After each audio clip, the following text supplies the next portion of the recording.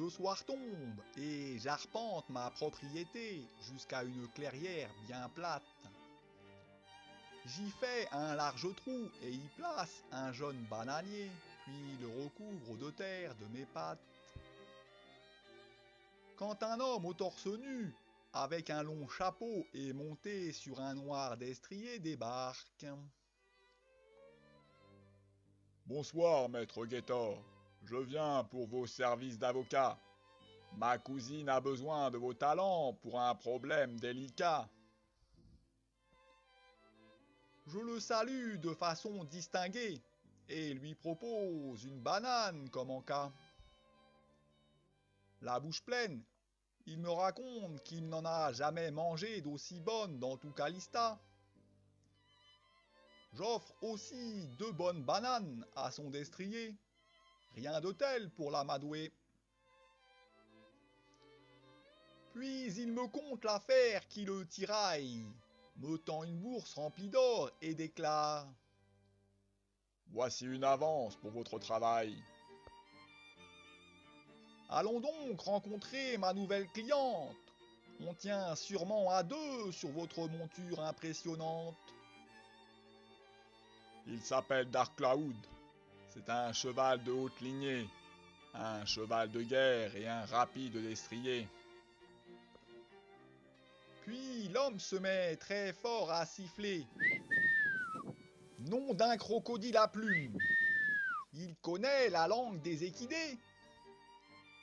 Un cheval surgit bientôt. Il lui parle à l'oreille et m'invite à le monter. Je lui offre 2 bonnes bananes, lui caresse la crinière, puis monte à cru et passe la première. En avant toutes, je vous suis, sire Aldric. Allons voir votre cousine au plus vite.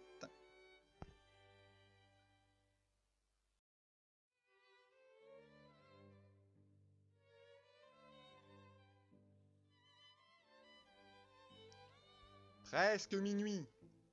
Nous arrivons au château du duché de Némésis, où nous festoyons en noble compagnie. La duchesse Aethelfleda nous offre le repas, en compagnie de son invitée, la belle et somptueuse Advise Sombreval, tandis que Bernard, le majordome, nous apporte plat sur plat. Je distrais mes hôtes en leur contant quelques belles histoires, puis tout le monde va dormir quand il se fait tard. J'en profite pour commencer mon enquête et interroge les cavaliers Roche, Sawyer, Keller et Schmitzer. Ils me racontent qu'ils escortaient un convoi de charrettes vers la ville de Polmaca, et qu'en route, la caravane fut séparée à cause d'une roue mal enchâssée. À leur arrivée devant la boutique du coutelier, ils firent un combat et oxyrent un dénommé Rossi, un cavalier de la maison d'Ushta. Ce dernier venait de trucider Gilles de Mester, le charretier, ainsi que ceux qui l'accompagnaient. Dans la boutique de coutellerie où il s'était barricadé,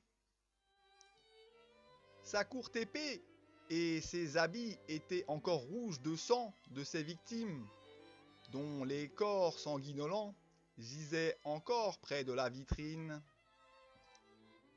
Un quart d'heure plus tard, la caravane menée par le dénommé Buckler arriva à son tour sur les lieux du crime et chargèrent tout le matériel ainsi que le corps des victimes. Puis les cavaliers allèrent sur la place du village, où ils trouvèrent sire Colombéox de Terra ainsi que quelques corps sans vie. C'étaient des gens d'Ithaque qui avaient été oxy. Il y avait aussi une jeune femme. Elle pleurait à chaudes larmes. Ses habits étaient tachés du sang de son défunt bien-aimé, et elle le serrait encore entre ses bras et ne voulait pas le quitter. Enfin, le restant de la caravane d'Ithaque arriva à leur suite. Les charretiers avaient réparé leurs roues au plus vite. Orman, le chef des caravaniers, et ses hommes chargèrent les cadavres et le matériel en moins d'une petite heure, puis repartirent avec la veuve éplorée, tandis que les cavaliers interrogèrent les villageois sur ce qui s'était passé.